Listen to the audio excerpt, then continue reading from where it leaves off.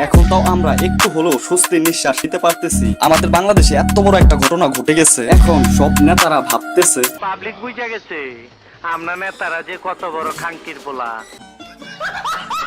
আর এখন আমি বাড়ি থেকে বেরোলে দেখি সবাই ভাইরাল হওয়ার পিছনে লাগতেছে। এদিকে আমি চাকরি বাকরির জন্য মরতেছি, না পাইতেছি আমি কোনো চাকরি বাকরি। আহারে বেচারা, না হইতে পারলাম ইউটিউবার।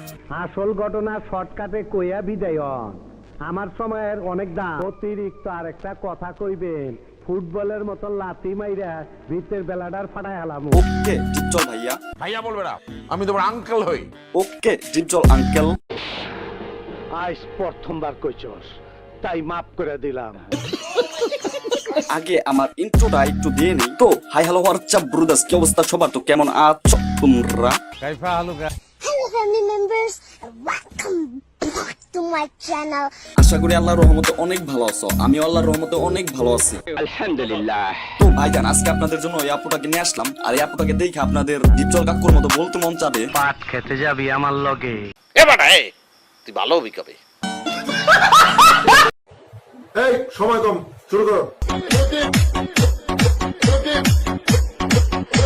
টুপি মাথায় দিয়ে যদি মৌলানা হওয়া যেত, তাহলে আমাদের বাংলাদেশটার নাম বাংলাদেশ না হইয়া মৌলবী দেশ হইতো। ঠিক বলেছো। যে দিনদার মেয়ে সে কখনো মেসেঞ্জারে হাই হ্যালো করে না।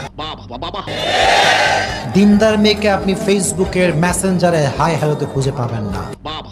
দেখেন মৌলানা আসিফ ভাই, আপনাকে নিয়ে কিচ্ছু বলার নাই আমার। আপনাকে নিয়ে অনেক আগে থেকে আলোচনা সমালোচনা হইতেছে। বিশ্বাস করবেন কিনা আমি জানি না, আপনার হালাল টিকটক আইডিতে আমি ঢুকে আমি পুরাই টাস্কি।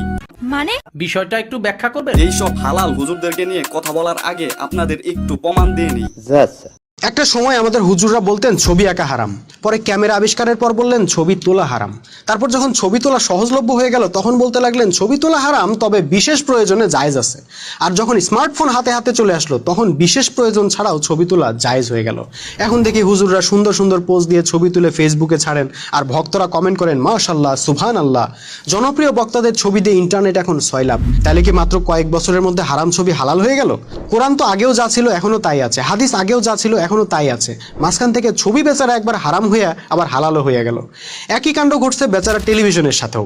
টেলিভিশনকে হারাম করার জন্য হুজুরদের ফতোয়ার কোনো শেষ ছিল না। গ্রামেগঞ্জে কত টেলিভিশন যে ওনারা ভাঙছেন তার হিসাব নাই। অথচ এখন স্মার্টফোন আর ইন্টারনেট ছাড়া হুজুরদের চলেই না। আমাদের হুজুররা যে আল্লাহর হুকুম মোতাবেক ফতোয়া দেয় না, নিজেদের খেয়াল খুশি মোতাবেক ফতোয়া দেয়, তার প্রমাণ তারা নিজেরাই দিতেছে। মানে এটা কোনো কথা? যে মানুষটা সত্যিকারে অর্থে আপনাকে ভালোবাসে, সে মানুষটা হাজার ভুলের মধ্যে একটা ভালো গুণ দেখে আপনার সাথে থেকে যাবে। আর যে মানুষটা আপনাকে ভালোবাসে না, হাজারটা ভালো গুণের মধ্যে আপনার একটা খারাপ গুণ দেখে আপনাকে থুয়ে চলে যাবে। এইসব বাল সালমার্কা ভিডিও দেখে ক্লাস 1 2 প্লাবানো চুমাচাটি করতেছে। এখন হয়তো আমার কথা কেউ বিশ্বাস করবেন না, আপনাদের দেখানোর জন্য। হালাল হুজুর, আমি মনে করি আপনারা দেখেন এইসব ভাইরাল হওয়ার চিন্তা বাদ দিয়ে আমাদের মতো আম জনতাদের কিভাবে দিন ও ইসলামের পথে নেওয়া যায়। সঠিক বলেছ। হালাল হুজুর এইরকম প্রেম শিক্ষা দেওয়ার জন্য আপনারা আলেম হন নাই, কুরআন জেনে শুনেও আপনারা ভুল করতেছেন। যাই হোক, এইসব হালাল হুজুরদেরকে দেখে কিছু হালাল আপু বের হয়েছে।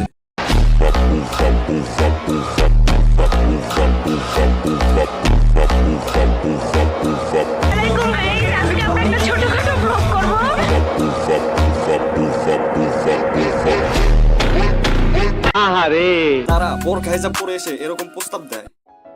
আমাদের বাংলাদেশি ছেলেদের কাছে জানতে চাই, কার কার ইচ্ছে আছে পদ্মাশীল মেয়েদেরকে বিয়ে করার? মুশারফ কাকু তার এই প্রস্তাব শুনে আমার তাকে মনে ধরেছে। আমাদের গ্রামে একটা বাক্য রয়েছে, টুপির নিচেই শয়তান থাকে। তার জন্য এখন মনে করি বোরকা হিজাবের নিচে বড় বড় শয়তান। তো ভাইজান, আজকের ভিডিওটা এই পর্যন্ত, কারণ আমার চাকরি খুঁজে যাইতে হবে।